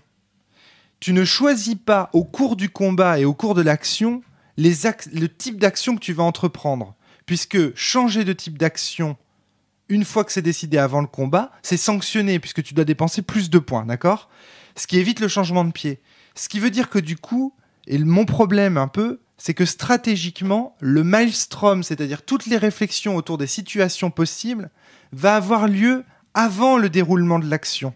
parce qu'on va s'interroger sur comment la fiction va se dérouler dans le futur, et pas au moment où ce contenu fictionnel se déroule. Là où c'est le cas dans Terre suspendue, où on s'interroge sur le contenu fictionnel est en cours quand on s'interroge. Mon gros problème avec ce jeu, puis ensuite je te donne la parole Jérôme, j'ai très peur que dans une table vraiment d'optimisateurs, eh bien, on se prenne la tête avant les scènes d'action sur ce qu'on va faire pendant la scène d'action et qu'on se retrouve dans des problèmes, vous savez, ces problèmes dans le jeu de rôle traditionnel où on passe des plombes à savoir si oui ou non on enterre notre arme avant de rentrer dans une ville parce que machin, et au final l'histoire n'avance pas. Alors, oui, enfin, je pense que c'est peut-être possible. En tout cas, peut-être pas pendant des plombes, mais ça peut arriver régulièrement. Nous déjà, effectivement, c'est ce qu'on se demandait. Et c'est vrai qu'il y a une phase comme ça.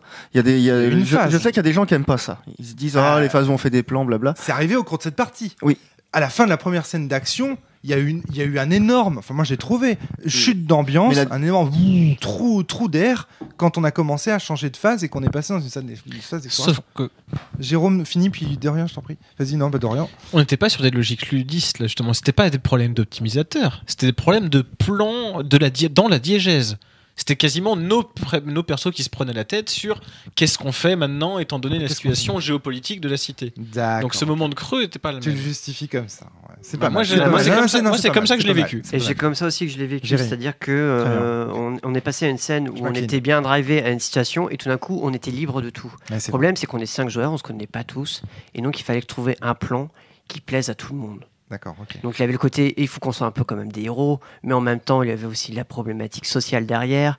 Donc on avait pas mal de pistes de réflexion et en fait je pense personne osait vraiment prendre vraiment les devants quoi. Les devants parce qu'on voulait pas, peut-être qu'on veut tout simplement éviter l'effet leader aussi à ce moment-là. Et donc on se dit c'est quoi qui pourrait convenir un peu à tout le monde et on a tâtonné. C'est la phase où on a tâtonné. Mais tu penses qu'avec l'expérience, ça aurait pu aller plus vite. Moi, la réaction que je voulais faire, c'est que le problème, c'est que si le jeu était dans la suroptimisation, donc il y avait une couche complexe d'inventaire, plus une couche complexe de sorts à sélectionner, là, on n'en sortirait plus. Là, le seul truc en fait, les choses que tu cherches à optimiser, c'est ta caractéristique, ta compétence, avec tes avantages et Et c'est pas des trucs qui vont chercher très loin non plus. Hein, Ok, mais vous m'avez convaincu. Je pense effectivement que ça peut aller plus rapidement que dans un jeu de rôle traditionnel et donc ne pas forcément être aussi ennuyeux que je le crains. Et d'ailleurs, dans cette partie, ça n'a pas eu lieu. Donc là, je suis un peu en train de dire j'ai peur de ceci, mais sans l'avoir expérimenté. Donc je m'incline. Juste un truc dans les règles. Donc bon, là, je l'ai pas joué parce que c'est la partie d'introduction en fait, mais ce qui est préconisé dans le livre de base, avec des joueurs qui connaissent bien le système, c'est que cette phase, on va dire, de programmation avant le tour, tu la chronomètres en fait. C'est-à-dire que tu es dans une scène de combat, t'as pas 10 minutes devant toi, le MJ va te dire qu'est-ce que vous faites, vous avez, je sais pas, 1 minute, 2, enfin toi tu décides.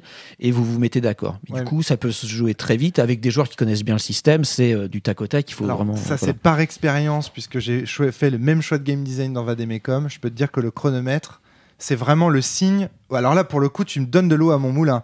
Que la crainte existait chez les designers du jeu. Tu vois ce que je veux dire ? S'ils ont mis un chronomètre, c'est parce qu'ils savaient que ça pouvait dégénérer et partir en mode. Mais parce que ça, je le sais parce que je l'ai fait moi-même. C'est le patch que j'ai choisi moi-même. Je leur jette pas la pierre. Non, sur une scène dramatique, en fait, je trouve pas ça. Moi, je trouve pas ça dramatique en fait quand ça prend un peu longtemps pour que vous fassiez votre plan. Parce que concrètement, dans le jeu, vous pouvez prendre du temps pour faire votre plan. Mais c'est vrai que dans une scène de combat où tu dois réagir au tac au tac, ça peut vraiment. Enfin, c'est ce qu'ils disent dans le bouquin, casser le rythme de la partie. Si les joueurs ils mettent 10 minutes à chaque fois, et donc du coup, voilà, ils préconisent quand même de. C'est aussi dans les scènes de combat que j'utilise les chronos pour Vademecum. Jérôme, tu voulais. Ouais, je pense que aussi ça doit vachement mieux s'apprivoiser avec des personnages qu'on a créés. Oui, forcément. Là, on découvrait le système, on découvrait les persos aussi. D'accord, ok. Je pense que si t'as passé quelques temps à faire ton perso, ça doit être beaucoup plus fluide, quoi. Tu te connais, quoi, enfin, entre guillemets. Alors, passez vos réflexions que je trouve bien intéressantes et tout, et encore une fois, je m'incline là-dessus. J'ai quand même été parfois un peu frustré d'avoir choisi un truc a priori et que dans la scène... Par exemple, j'ai été extrêmement frustré par le fait qu'on ait mal assigné le rôle de Valentin dans la dernière scène. Comment tu l'as senti, toi ? C'était ma faute aussi, j'ai pas trop... Moi, je vous ai confiance, alors du coup, j'ai suivi, mais c'est vrai, quand j'ai vu m'aider, j'aurais dû quand même réagir. Je suis déçu... Parce que tu ne pas avoir eu le réflexe de dire non mais attendez les gars, c'est ça qui Valentin, il a quand même quasiment pas joué la dernière scène au final. Du deuxième acte même en fait. Ouais. C'est ça, moi j'essayais de vous réorienter vers l'idée que tu avais eu d'Orient d'utiliser sans le fait qu'il soit ordonné, qu'il soit prêtre en fait, parce que du coup se battre, je voyais pas trop ce que ça pouvait donner, mais bon, vous étiez parti là-dessus, donc bon, c'était votre choix quoi. Mais moi, je m'en suis rendu compte au moment de Mou. Et c'est vrai que, par exemple, premier acte, moi je suis un peu parti de mon côté avec Jérémy aussi à un moment donné. Et c'est vrai que le seul personnage dont j'avais pas suivi qu'est-ce qui s'était passé comme aventure pour lui, c'était celui de Valentin aussi.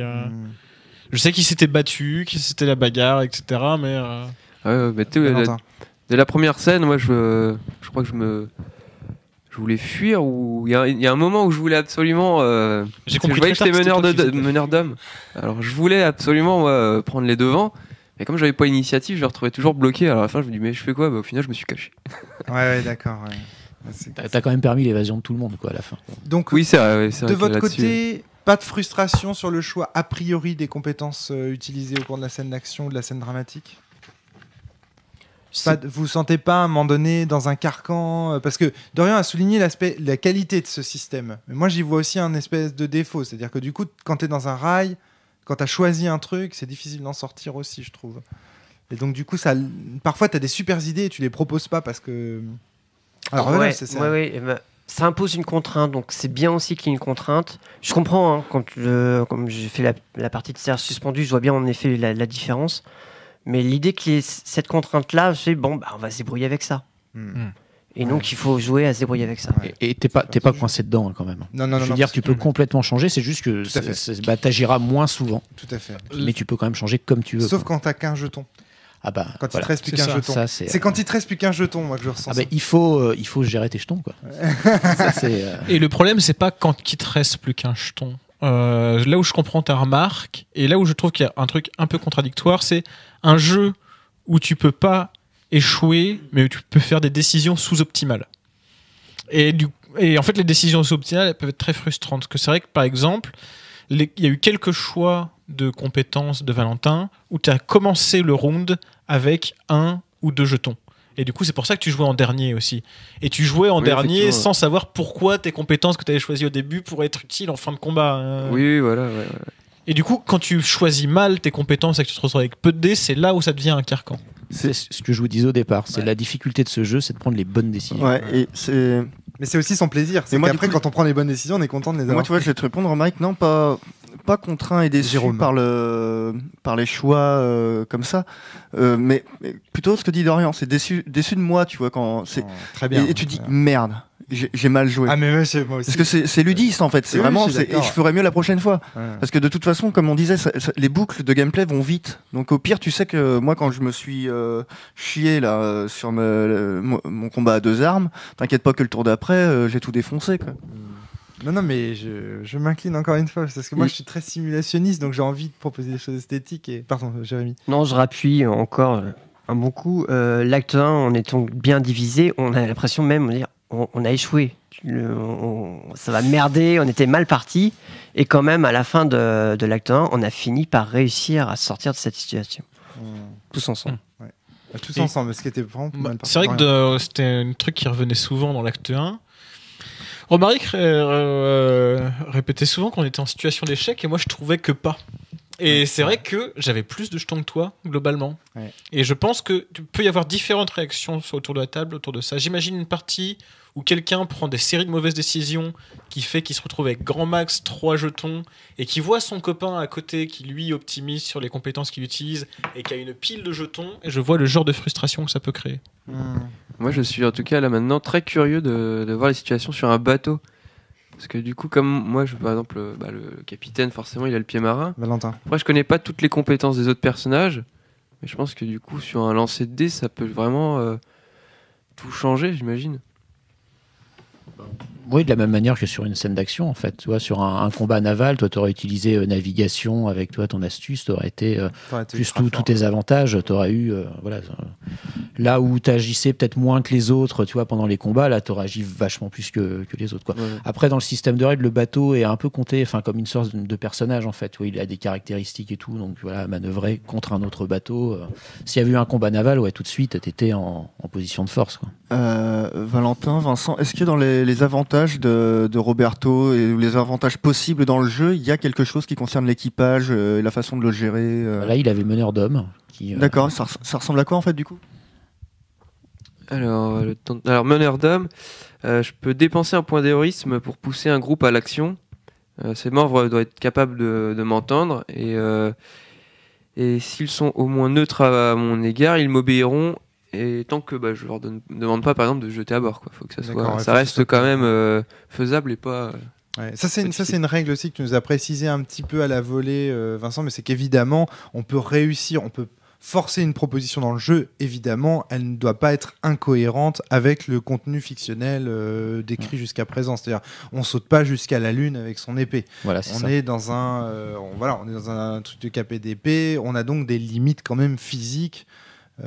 Qui sont... Oui, c'est par rapport à la cohérence de l'univers. Exactement, quoi. Toi, rester Canon 20 minutes en apnée sous l'eau, bon, voilà, c'est... J'ai dû renoncer à ma queue d'écureuil. Et encore, je sais pas. Donc non, ça c'est très bien. Donc je pense qu'on a bien fait le tour. Est-ce que vous voulez rajouter des choses sur ces jetons et ce système? Dernier petit point positif pour 7ème mer par rapport à ce système que je voudrais ajouter, c'est juste dire que un système dans lequel on dépense des jetons pour faire des propositions, ça invite aussi les joueurs en termes de timidité, de gouaille, à se mettre sur un pied d'égalité. Parce que tout le monde a des jetons, donc tout le monde fera des propositions. Et donc, du coup, il n'y a pas ce côté, c'est la grande gueule qui parle, qu'on trouve très très souvent dans les jeux traditionnels. Et c'est là aussi qu'on voit la modernité de 7ème mer par rapport à des jeux traditionnels du passé. C'est-à-dire le passé, entendre les jeux des années 2000 et avant. C'est que, justement, il invite vraiment tout le monde à prendre part au contenu fictionnel et à sa création. À travers ces jetons, j'ai trouvé qu'il était là aussi plus incitatif pour des joueurs débutants. Tout le monde a le droit de parler et tout le monde va avoir son heure de gloire. Et ça, c'est quand même important, tu vois. C'est pas... Il y a beaucoup de jeux traditionnels dans lesquels tu attends en fait ton tour pour parler. Là, ici, tout est très cadré et c'est élégant, tu vois, le côté... voilà. D'autres éléments dont vous vouliez parler en dehors de ce système de jetons, Jérôme, Moi, j'ai une question pour Vincent. Qu'est-ce qu'on peut trouver dans le manuel en termes de conseils ou voire méthodes pour la création de scénar? Tu nous as teasé là aussi, il faut dire. À peu près, hein, je demande pas. Pour la création menu. de scénar, c'est-à-dire est-ce qu'on a des méthodes? Est-ce que pour créer le bon canevas de 7ème mer, tu vois, qui te permet d'avoir un maximum de liberté. Il y a les canevas dans des murs, il y a les fronts dans les Apocalypse World. Est-ce qu'il y a quelque chose là? Ce qui est vraiment préconisé par le jeu, c'est de se servir des personnages et de l'historique que vous allez leur créer comme moteur en fait.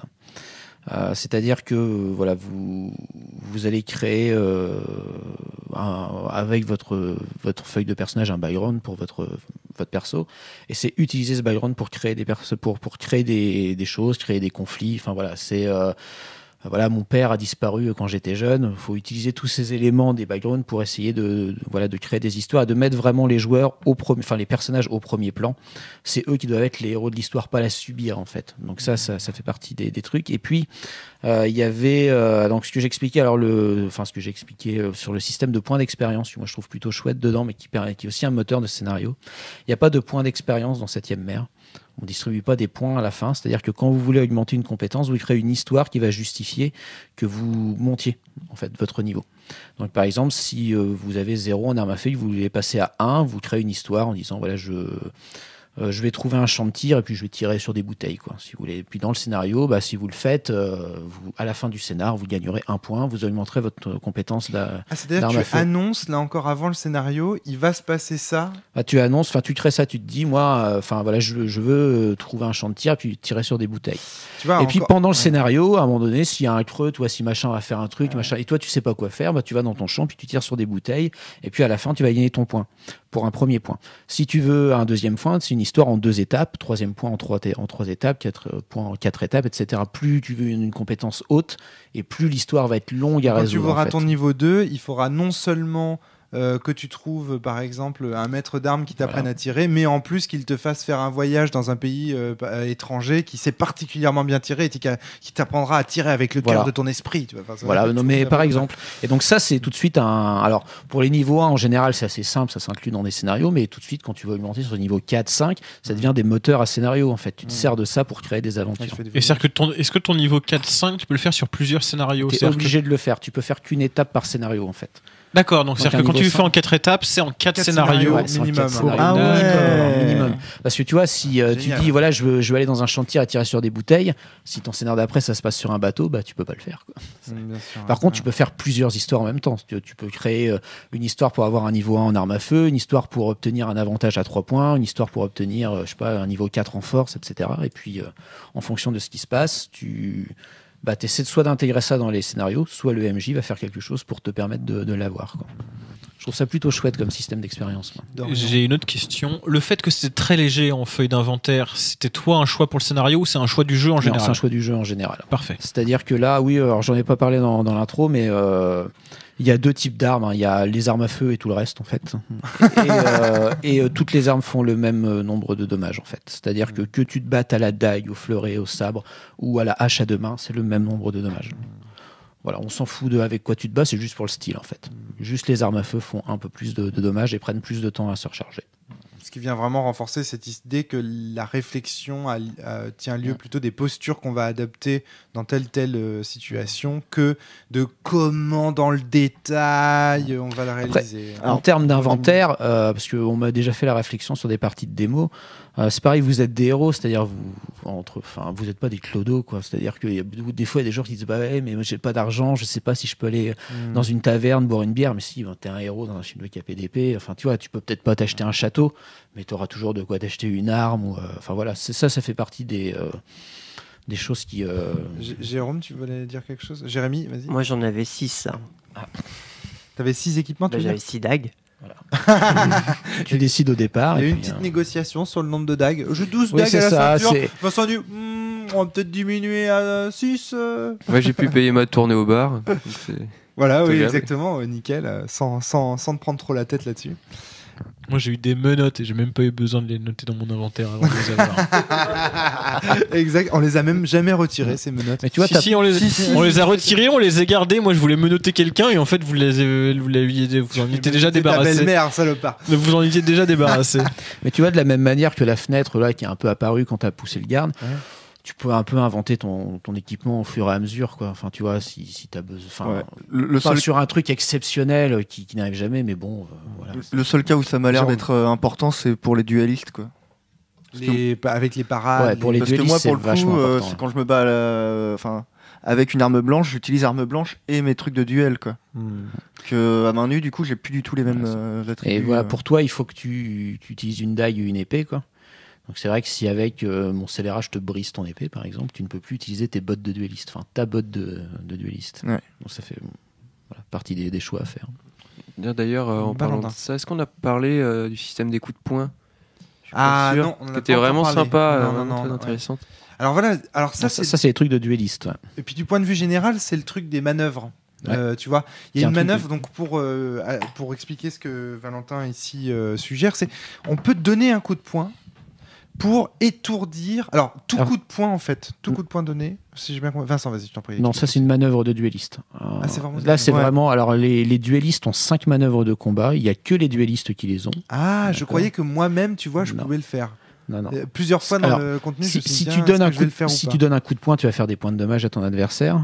Si D'accord. là, si un dueliste donne un coup de poing, non seulement il fait donc, des points de dommage, mais en plus il a un petit effet supplémentaire. D'accord, ok. Il y a un côté, alors les duellistes ont 5 manœuvres en fait, ils peuvent pas utiliser 2 fois de suite la même. Donc voilà, s'ils font une taillade, ils peuvent pas ensuite refaire une taillade, ils sont obligés de faire Ça a des joué. feintes, frapper. Ça a joué dans le scénar, ça d'ailleurs. bah. À plusieurs reprises, l'un et l'autre, vous avez dit merde, j'ai déjà fait ça, je peux pas le faire. Ouais. Il Ouais. y a même un moment où tu as ligoté un ennemi.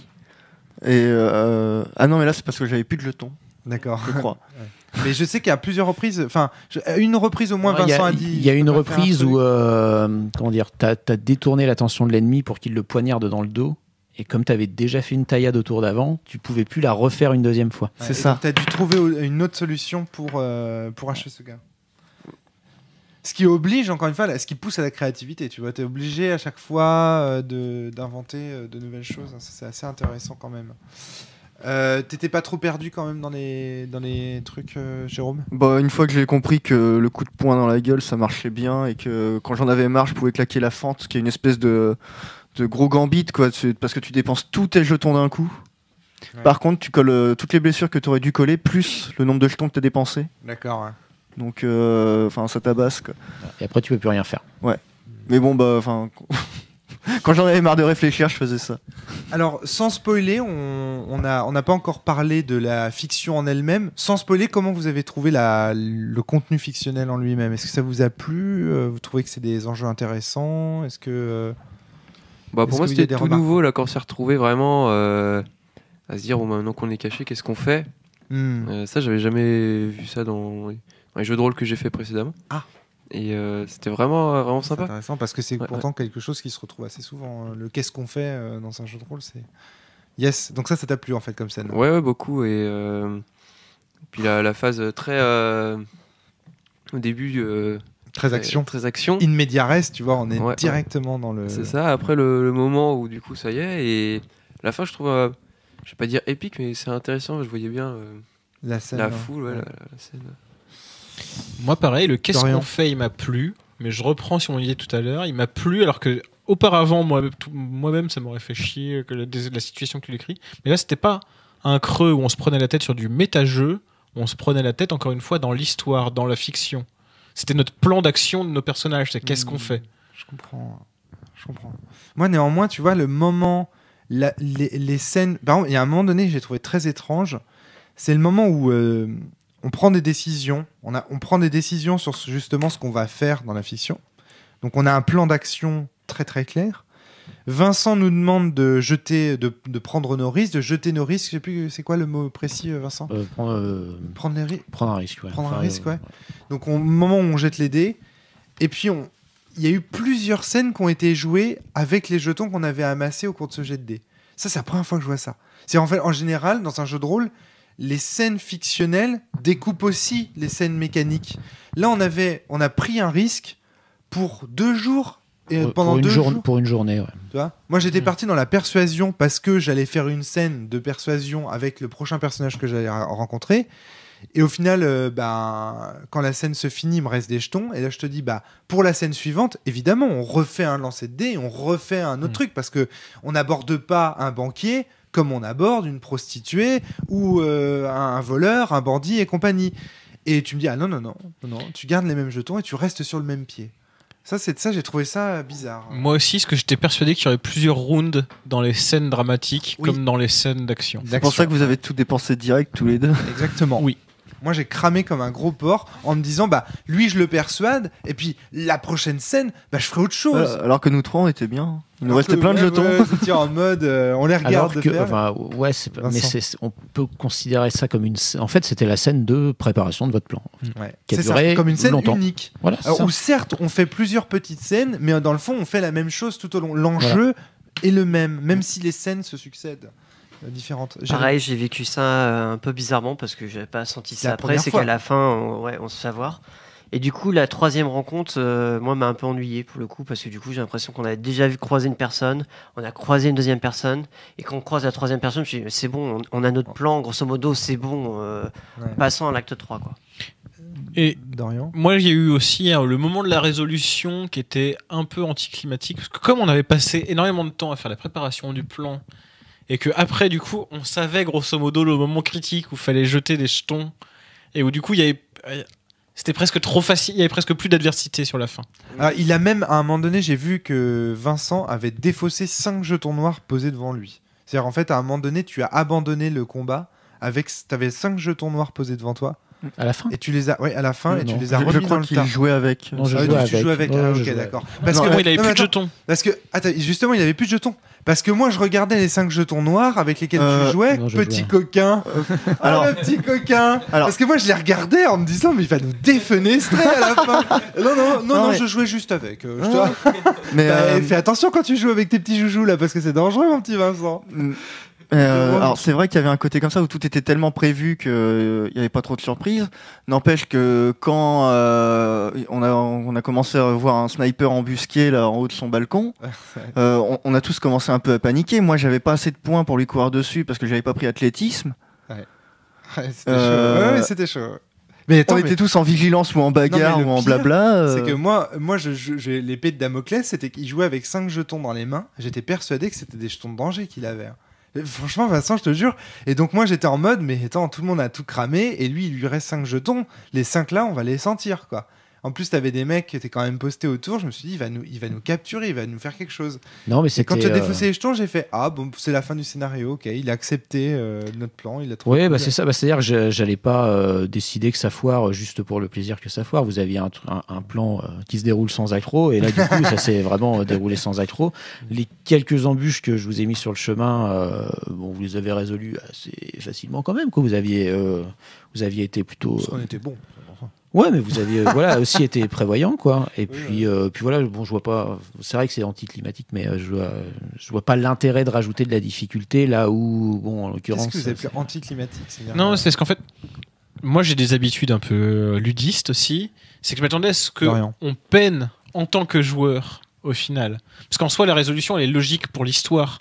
D'un point de vue narratif, ça se finit comme ça devait se finir. Ouais. Mais moi, le fait qu'en tant que joueur, ça a été facile parce que j'avais déjà grosso modo en tête le moment. Bien préparé. Je savais combien de jetons j'avais. Je me disais bon bah de toute façon, je vois pas comment on peut. Longtemps à l'avant, je me suis dit je vois pas comment ça peut être difficile. On peut être mis en difficulté. D'accord. Non, c'était la victoire éclatante, très éclatante, quoi. Jérémy. Pareil, je m'attendais à un piège comme dans un film de braquage où ils ont prévu leur plan pendant 1 heure. Le film parle de ça et il y a quand même le petit truc qui fait et heureusement on trouve un moyen de s'en sortir. Et elle n'avait pas ce petit moment qui aurait pu dire allez c'est le dernier combat. Ça s'est fait, bon ça s'est bien fini. C'était quand même un vrai panache en termes d'histoire. C'est un truc d'habitude de boss final en fait. Ouais, ce qui dans ma tête tenait lieu de boss final. Grosso modo, pour pas spoiler, en un claquement de doigts, il s'est retrouvé submergé par une foule. Enfin, en fait, c'est anticlimaxique. C'est ça. Et puis alors sans dévoiler la fin, le noble qui s'est un peu levé à la fin que t'as défoncé comme ça. J'ai kiffé. Alors ça, j'ai kiffé. C'est-à-dire qu'en fait, il sort un argument qui est ultra recevable et qui nous défend. Enfin, moi, quand tu te lèves, Vincent, et que tu sors l'argument, tu dis oui, et l'épreuve. Je te jure, moi, tout le monde, enfin, je sais pas si vous, ça vous avez. Moi, j'ai eu un frisson, j'ai blanchi quand je dis putain, mais il a raison, ce con. Et puis l'autre, il fait non, mais en fait, paf, une calotte et la violence résout tout. Mais il y a un côté, la violence. J'ai reproduit une scène de One Piece en fait. Hein. J'ai pas pris la tête. Et c'était génial parce que ce type, tu sais, t'as l'impression que la raison s'élève et puis t'as la brute à côté qui fait juste ponk, le coup de poing sur la tête, le mec s'effondre. Et puis, ben non, les gentils gagnent. Mais bon, j'avais quand même un plan de secours. Si jamais il avait pas été frappé, je comptais l'humilier et dépenser un jeton héroïsme. Mais tu vois, dans tous les cas, ça revient au même. C'est-à-dire que ce type te sort un argument, une flèche, il décoche. Franchement, moi, j'étais frappé au cœur. Quand il dit ça, je suis là, merde, on n'avait pas du tout pensé à ça. Et au final, à l'aide d'un coup de poing, on résout l'action. Et ça, c'est héroïque. Ça, c'est héroïque pour moi, même si c'est bon. Dans la morale. Non, mais attends, mais si. Mais complètement. Combien de fois dans les films, il y a des scènes comme ça qui se résolvent, patatras. C'est presque un c'est presque un coup de théâtre. C'est un coup de théâtre, ça, typiquement. Patate ex machina. Bah oui, donc pour moi, le coup de théâtre, ça fait partie des bonnes fictions. Et ça fonctionne. Et donc, non, j'ai trouvé ça vraiment, moi, probablement d'ailleurs, ma scène préférée finalement, à la fin, ma scène préférée du scénar. Ouais. Cette façon de. Et pour moi, donc, sur la fin, c'était une espèce de scène d'action, mais verbale, en fait. Exactement. Ça avait le rythme d'une scène d'action, en fait. C'est-à-dire que les actions s'enchaînaient assez vite, sauf que, en fait, ça se faisait par la parole, en fait. Ouais. Et ça, c'est quelque chose qu'on n'a pas. Pardon, excuse-moi, Vincent, tu veux. Non, vas-y. C'était quelque chose qu'on n'a pas assez dit peut-être sur le jeu aussi, parce qu'on en prend maintenant gentiment l'habitude avec ces jeux modernes. Mais c'est que, comme dans Dogs, on peut arrêter une balle à la puissance de son éloquence. Et ça, c'est quelque chose de. Dans les jeux de rôle traditionnels, il y avait toujours ces phases d'action où on est dans le combat et puis il y a que ça qui marche. Et du coup, l'éloquence, le charisme et tout ça à ce moment-là sont un peu à mettre au placard. Je trouve que dans les jeux modernes, là maintenant, il y a vraiment, comme dans Shane Renaissance d'ailleurs, où on pouvait, souviens-toi, Vincent, arrêter un militaire qui nous charge dessus en faisant une belle mélodie parce qu'il se met à pleurer, parce qu'il n'a pas l'habitude d'entendre l'art autochtone. Enfin, j'avais trouvé ça vraiment très très fort. Et là, je trouve qu'on retrouve cette dynamique-là. On peut vraiment dire que dans les jeux modernes, c'est quelque chose d'important et de fondamental dans le tradit moderne maintenant, de pouvoir arrêter une balle à l'aide de son éloquence. Et donc de mettre les compétences sociales de combat au même niveau finalement. Jérôme, tu voulais ajouter quelque chose ? Ouais, puis ça permet à certains joueurs de gratter, genre est-ce que je peux me servir d'astuce pour faire des pirouettes avec mon fouet ? Oui, voilà, mais oui, mais quelque part, ça fait partie du ludisme, ça, pour moi.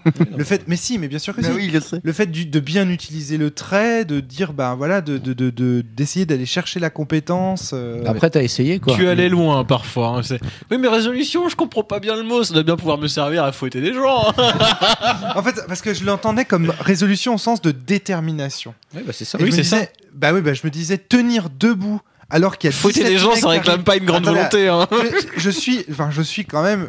Enfin, je veux dire, je suis une femme toute seule à ce moment-là et je tiens tête à Non. 17 mercenaires qui arrivent par une porte enflammée. Tu es, J'estime qu'il y a un peu de résolution là. Tu es quand une même. héroïne avec tu un es une fouet. héroïne de KPDP avec un fouet. D'accord. Qui a le pouvoir de voir la destinée. Je t'ai pas trop senti en difficulté. moi. Ok.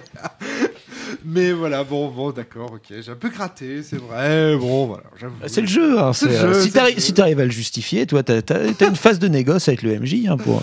Oui, ça joue aussi. C'est vrai que pour résumer, ça fait un peu la politique de guerre américaine. Quoi. Le début, on a tapé et on a fini sur de la discussion. Quoi. Ouais, alors, c'est un peu, c'est ça. C'est-à-dire que le jeu a encouragé parfois certaines prises morales un peu discutables. Mais ça provoque des situations intéressantes. T'as pas le droit d'être un méchant dans le jeu. Je t'ai vu plusieurs fois aller vers là, je me suis pas permis de te le rappeler parce que ça aurait été du méta-jeu. Mais c'était ce qui nous a été dit, on est des héros dans un film de KPDP. Ah, je comprends. T'as pas le droit d'être chaotique bon, t'as juste le droit d'être bon. Mais je comprends, mais il y a des moments où tu prenais des décisions un peu, j'avais envie de te... Pragmatique, pas mauvaise. Ah, tous les deux là, quand même. Ça chauffait un peu entre nous d'ailleurs. Sur les choix. Le couple royal. Non, parce que moi, c'était la violence était acceptable, mais pas la veulerie. La j'ai violence envie de avec l'argent des autres, parce que c'est l'argent de mon père que tu dépensais quand même. On va le rappeler. Quoi. Bon, excuse-moi, je voulais pas. C'est un mariage. en scène de ménage. Encore à la une fin de ce fois, podcast. c'était un mariage arrangé, c'était normal que je profite de l'argent de ton papa. Ok, bon. C'était un mariage de raison. Moi, je t'ai marié pour l'argent de ton papa et tes pouvoirs magiques. Moi, j'ai, à titre personnel, sur ce sur ce jeu, je trouve aussi que là, on a vraiment une prise en compte de ce que c'est que le média jeu de rôle. Moi, alors ma vision à moi, tu le sais, Vincent, c'est celle du Maelstrom. Là, pour le coup, on est à fond dedans. Pour moi, c'est un jeu qui illustre très très bien le Maelstrom dans la mesure où le maître de jeu est juste là pour poser des situations problèmes et donc inviter les joueurs à se poser la question de comment ils résolvent ces situations problèmes et à faire des propositions. Enfin, on pourrait presque quasiment appliquer le vocabulaire du Maelstrom à 7ème ère. Tu vas dire, bah, les joueurs sont là pour faire des propositions, certaines sont obligées d'être validées si des pions sont dépensés pour le faire. Tu vois, on pourrait employer tout le vocabulaire.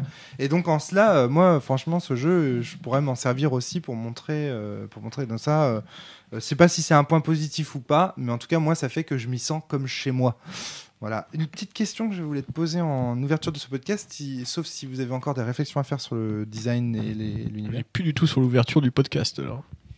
Ouais. Non, mais enfin, je veux dire, pour la fin, c'est pourquoi ce jeu s'appelle 7ème mer. On en a parlé un peu, mais je voudrais savoir pourquoi il s'appelle 7ème mer, parce qu'on n'a pas vu de mer.